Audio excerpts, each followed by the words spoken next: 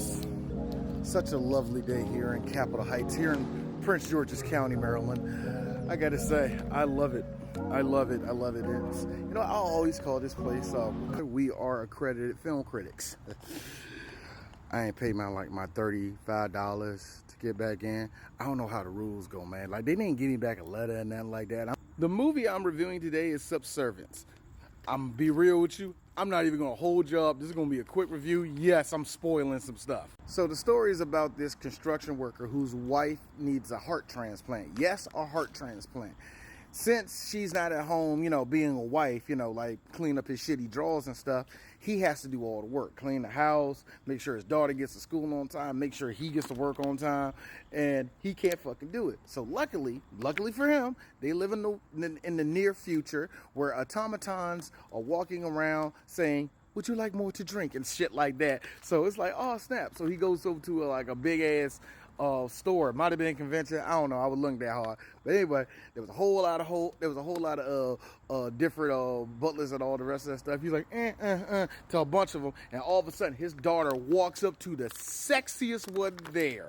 This little girl said, Daddy, I want it. You picked the blow-up doll? How am I going to explain this shit to your mama? And the daughter got to name her. She named her Alice after her favorite book in the world, Alice in Wonderland.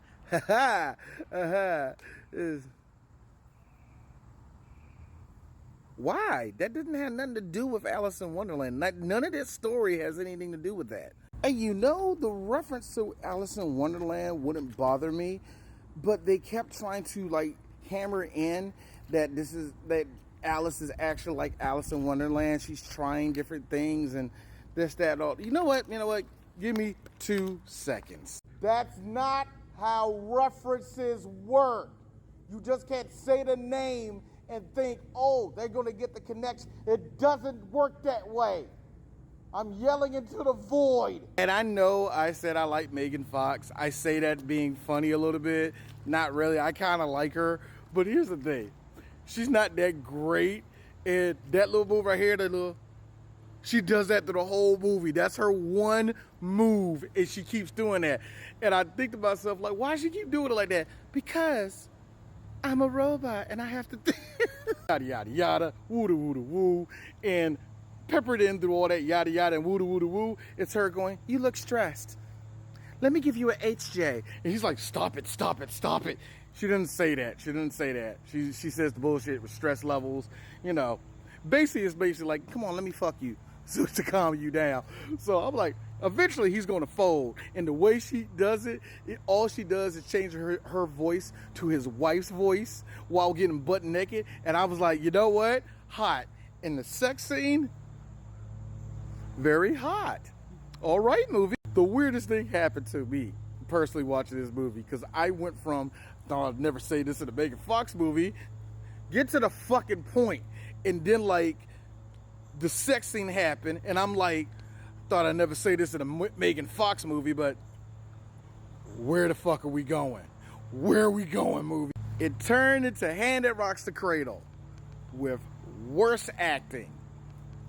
Yeah!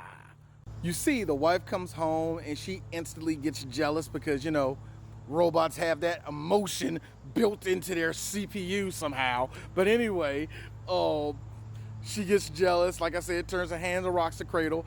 Finally, they fight her off and they get her reprogrammed. But when she gets reprogrammed, I'm thinking to myself, well, that's the end of the movie. And I move my mouse. I'm like, wait a minute. Why is there 30 more minutes in the movie? Because when they try to fix her, you see that behind her? Everything goes haywire. And she pretty much turns into the T-1000. It's stupid. It's so stupid. This movie's not that great.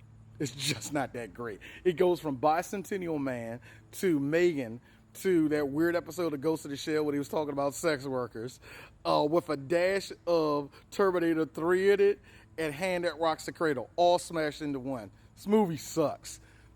Meg, I don't hate you. I think you're great for what you are. I loved you in Jennifer's Body, and I kind of liked you in this movie. So you're all right, chick. And I got to see you ride a guy. It's awesome.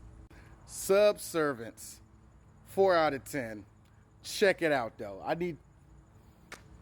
Don't turn her on.